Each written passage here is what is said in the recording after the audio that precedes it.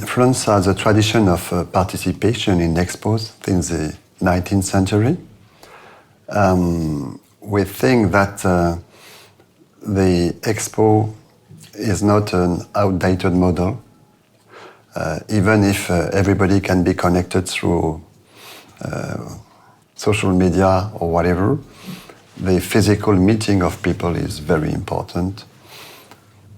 And for us, it's not a question whether to participate or not. On top of that, there is a specific interest to be present in Japan from the French government and for the French companies. The first one is we are a very like-minded country. We share, I would say, the spirit, the value of Japan in the world. The second element, of course, is the fact that it's a challenging time and it's a moment to create connections. It's a moment to send messages. And it's true that the message of the French pavilion is very much linked to the crisis environment.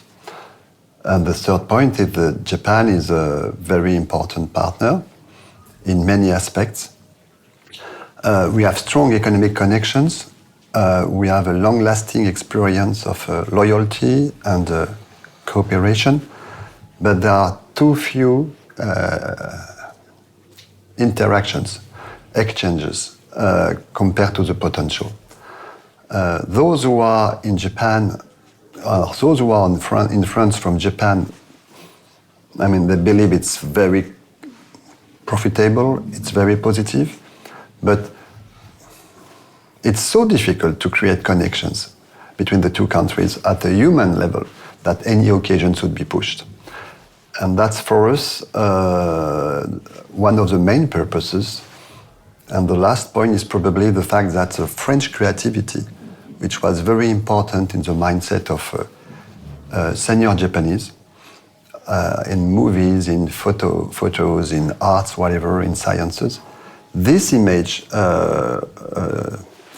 decreased every year, and for the new generation of Japanese, probably France has not the place it has. So we wanted to, I would say, to have an ambition to come back and to conquest, I mean, the mindset of young Japanese.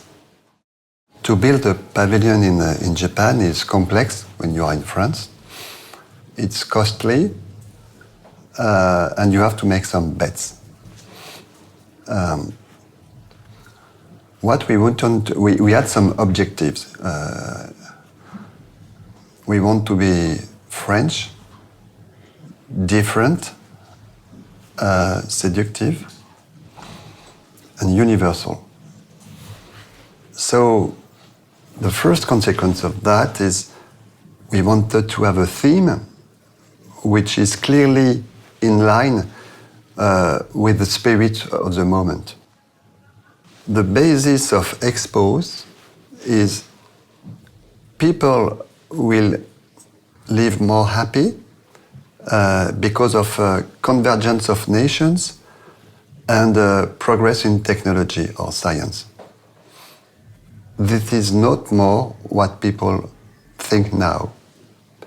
People, and in particular the young generation, they have a big concern about the crisis of between societies and people, about the, I would say,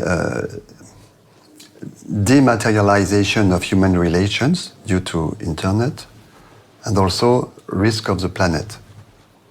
So we have to take into consideration this crisis and to offer an answer which is credible and appealing, a positive one.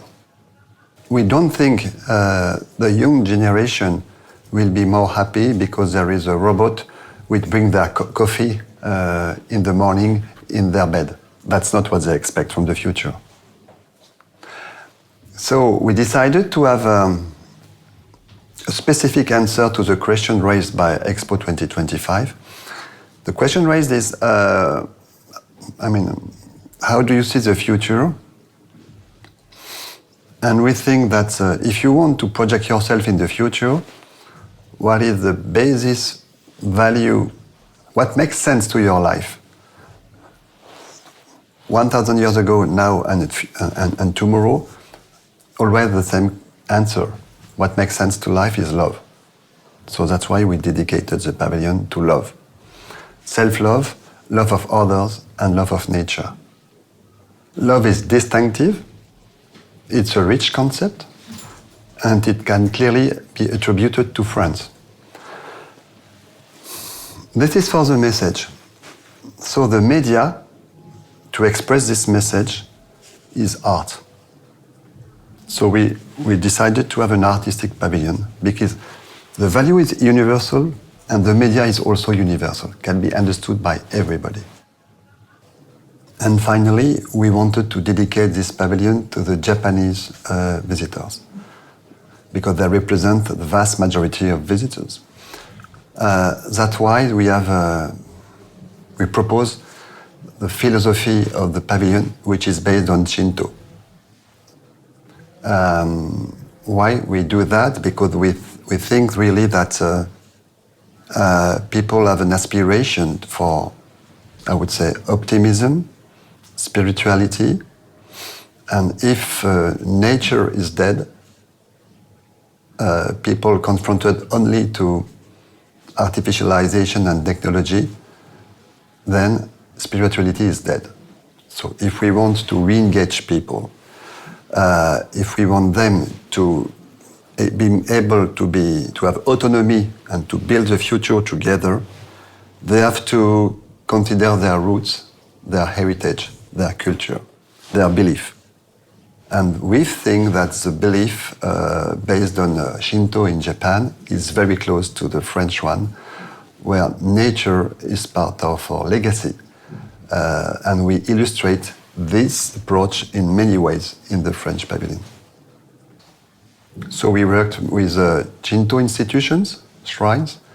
We worked with priests in order to have the good interpretation and to be sure that what we do is consistent with Japanese, I would say, habits and beliefs. Another point is we were very ambitious in terms of frequentation.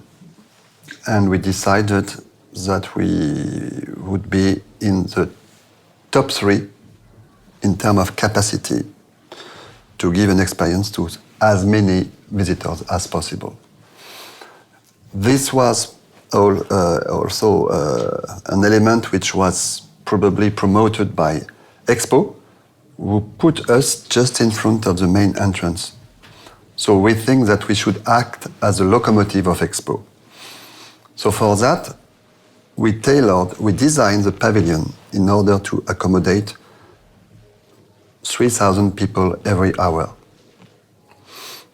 This has huge consequences.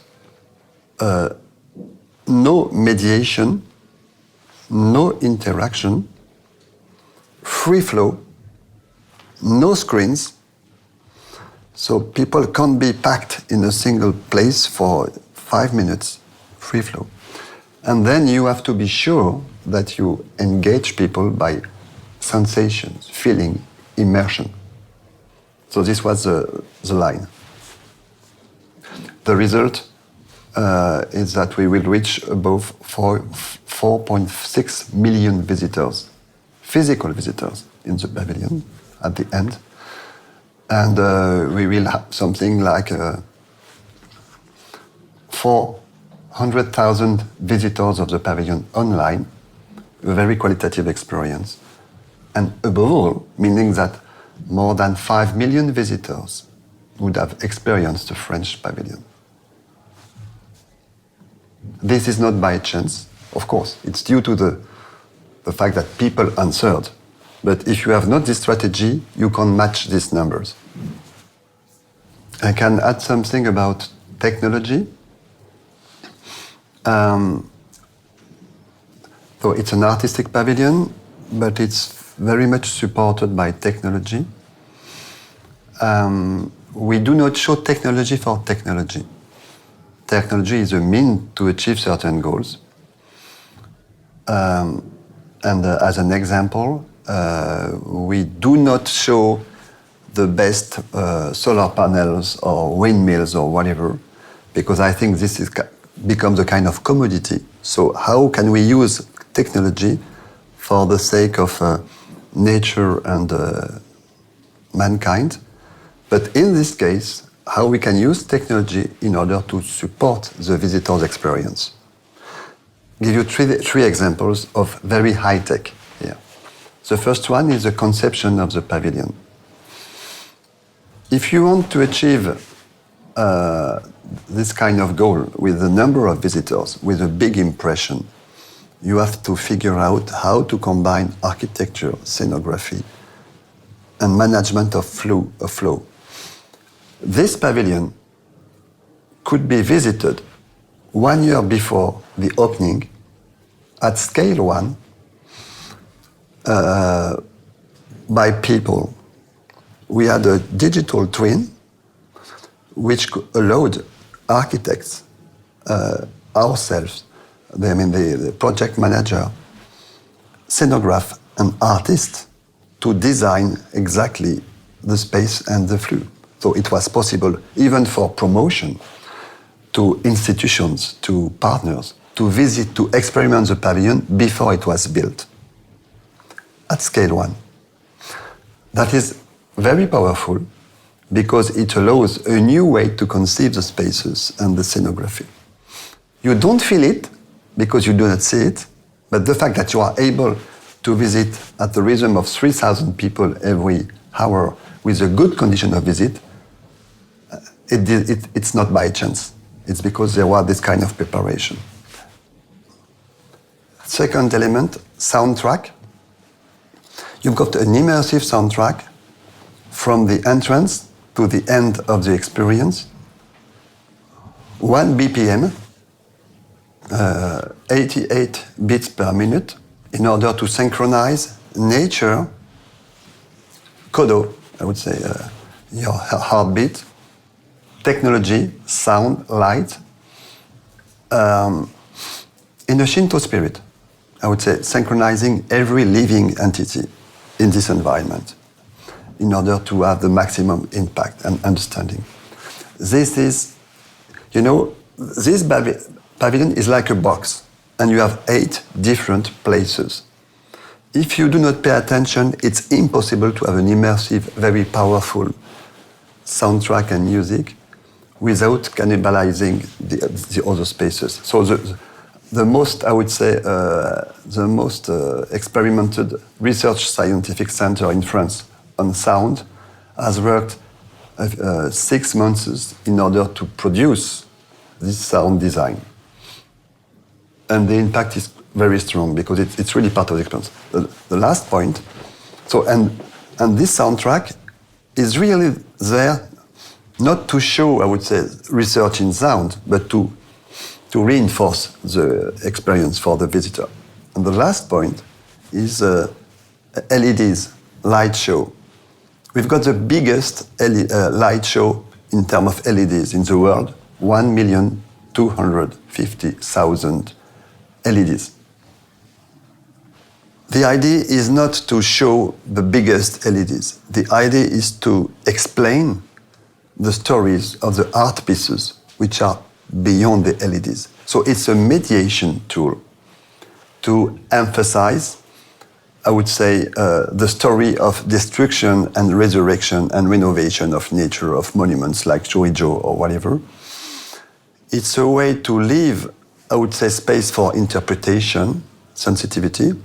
It is the opposite of photorealistic mapping when you tell everything in a, I would say, a banal way. So each time to increase the visitor's experience with a technology which is very present but not visible as such.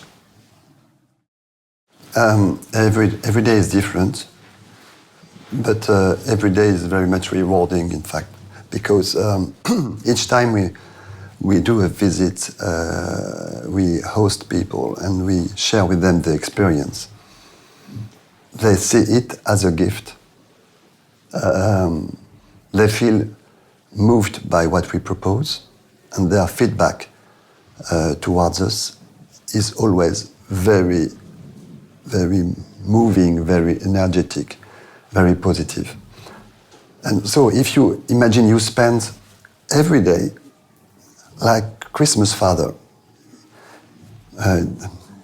doing gifts to people, and they just say thank you every day. So to have this experience every day of gifts and sharing with people the emotion, the message of the pavilion makes you, I would say, makes your day every day. So that's why after 180 days, I'm not tired, I don't feel harassed, I'm just full of energy and positivism. There are specific moments, of course. One of them is the fact that since the beginning, there was an appetite for people to communicate their impressions, their feelings from within the pavilion. And you saw many artists, many creative people, many influencers, of course, medias, who thought it was a value for them to communicate from within the pavilion and to express their own interpretation. And what happened at the end is that we did a lot of mediation. As I told you, nearly 30,000 people every day, nearly 12,000 people activating QR codes to understand the expo every day. But it is nothing compared to the level of communication made by own people. So the mediation went out of our hands. It became, I would say, the creation of visitors themselves. And this fed the process of visitors coming back and following the advices of others. And at a scale which is totally out of our hands and which has no comparison in France. Because people in Japan are so aligned when there's something which fits with them appetite and culture that everybody goes.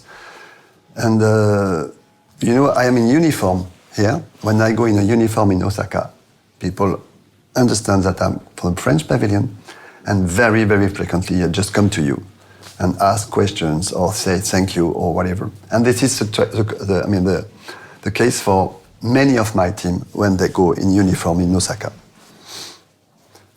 But the most impacting moments, there are two. The first was French National Day. There was this giant Akai Ito between France and Japan. We negotiated for 1 year with Expo in order to make it happen because it was a good idea, but full of problems for operational problems.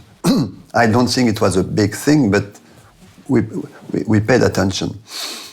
It was so consistent with the message that we want to express that everybody recognized himself or herself in this gesture. The stars who were there, the participants, the volunteers for Expo, even the public. And the fact is that after this weekend, I would say the level of support and messages and communication around our proposal, around this Akai Ito, was at a level which was unprecedented. So for me, very striking. Last moment of emotion, when you explain to people what is the meaning of the presence of Amaterasu Mikami in the French pavilion. Why is she there? And suddenly, the Shinto representative, the imperial princesses, they understand the meaning and they react because they see their ancestors in the sky. And the meaning is very simple. Because you've got an island with Itsekushima Shrine, with Mont Saint-Michel, connected by a Shimenara rope. So what was the meaning? And the meaning is that when Amaterasu went out of the cave, when the earth was dark, and when she came and gave sunlight to everything, of course, she didn't give light only to Shinto shrines, but also to Mont Saint-Michel. And then Japanese people shouldn't forget that there is a universal character of their beliefs. And this message is very well understood, but we don't want to please anybody. We just want to have an impact. I would say the level of support was not expected. There were some, I would say, question marks about the consistency between the theme of Expo and the theme of Pavilion. There were also question marks about the place of the brands, because there are some private brands which are quite visible in the pavilion. What we see is that even if there are some debates, I would say the level of support was there, and to very, very important, I would say, proportion. People understood the message. To people who are sensitive. So for me, what is unexpected is the level of support and success, which goes beyond our expectations, much beyond. At some point, there were some reactions. This is very arrogant from the French to kind of instrumentalize, or I would say, Shinto symbols as Shiminara rope, just for the glorification of French culture. We didn't answer these remarks directly. We just leave people know that everything, every artifact which is present from Japanese origin in the pavilion was a gift or a loan from the institutions themselves. So these are the monks of Itsukoshima Jinja who decided to give this robe. These are the monks who decided also to share this interpretation.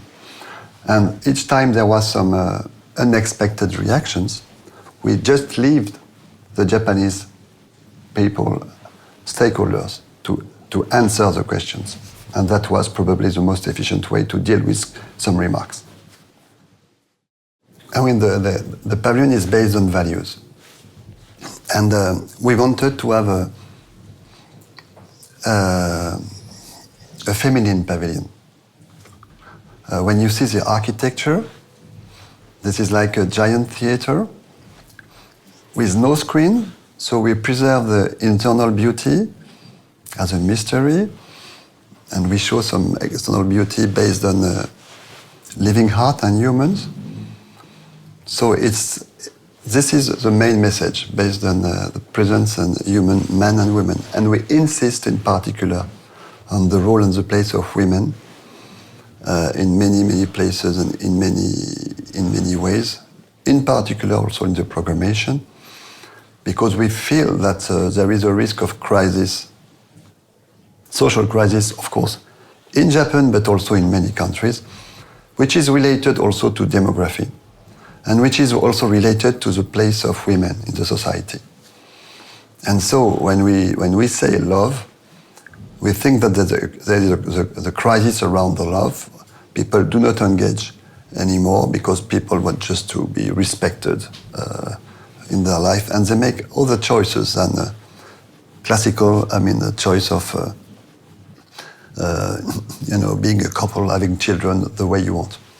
So for us, we want to reignite this love, in fact, because we think that everybody needs love, and everybody has to express a way to feel this, this emotion, and we wanted to recreate this emotion, in fact, and that is what we want to leave as a legacy. The pavilion as a moment of tenderness, of quietness, of optimism, and of love. And we want also this feeling related to emotion, to quality, and to love would be attached to France. Because we think that this is a specificity of what we can bring to the world, including Japan.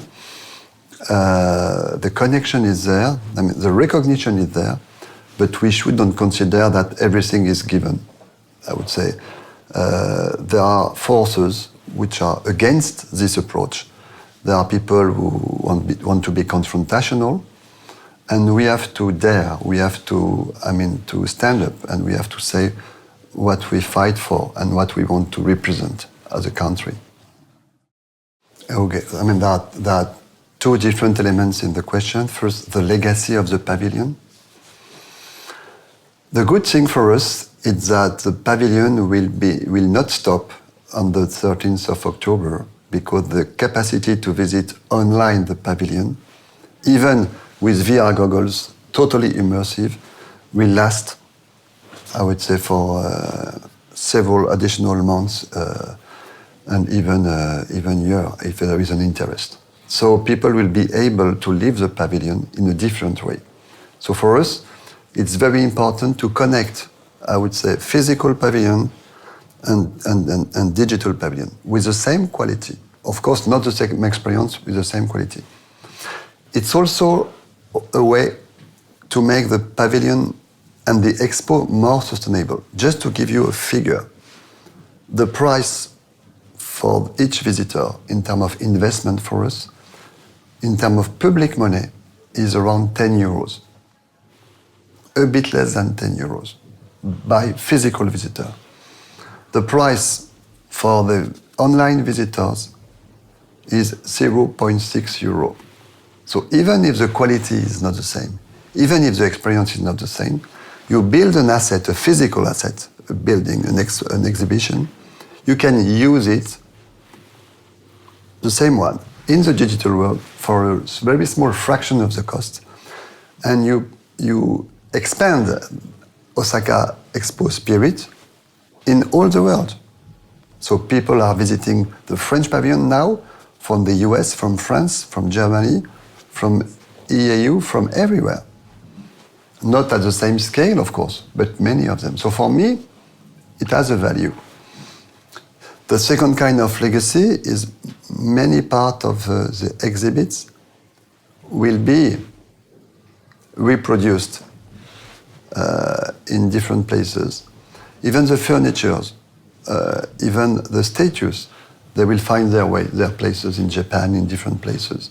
So we want to reuse, I would say, the qualitative part of the building, the symbolic part of the building, in different places. And for example, the last environment, the archipelago of the three islands, with Notre Dame and Shurijo, with Mont Saint-Michel and Itsukushima, with Iriomote and Bora Bora, will be visited in France, close to Paris, most probably, from spring. Because there is an interest for what we did.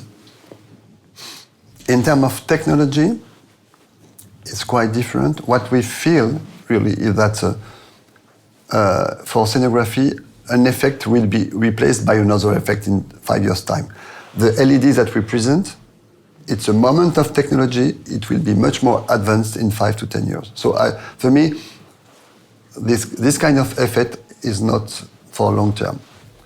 But the conception of cultural, I would say, buildings, the capacity to articulate expectations for visitors' experience, architects' views, scenograph views, project owner views, we made a revolution with this 3D environment of conception made by Dassault Systèmes. Dassault Systèmes is a French company, a software company. And all those who went through this experience of how we conceived this building, how impactful it was, we know that it will create a change in the way people will conceive their buildings and their exhibits. So that is, for me, it's in the professional world of architects and expos, but it's a real revolution. And for the rest, I would say the experience we get in terms of how to touch people, how to convey the message, how to mix art and scenography is also a lesson for everybody. You can talk about, I would say, sustainable energy. You can talk about exoskeletons in order to help people. You can talk to any kind of technology through art. And we've been benchmarked by many pavilions who said, okay, why did you do that? How did you do that compared to what we do? And I think that many colleagues I would say, get some ideas about the way to combine, in fact, different elements, techno, arts, immersion, in order to have something a bit more distinctive or meaningful. So we just want to share as much as we can what we did here for the benefit of the community.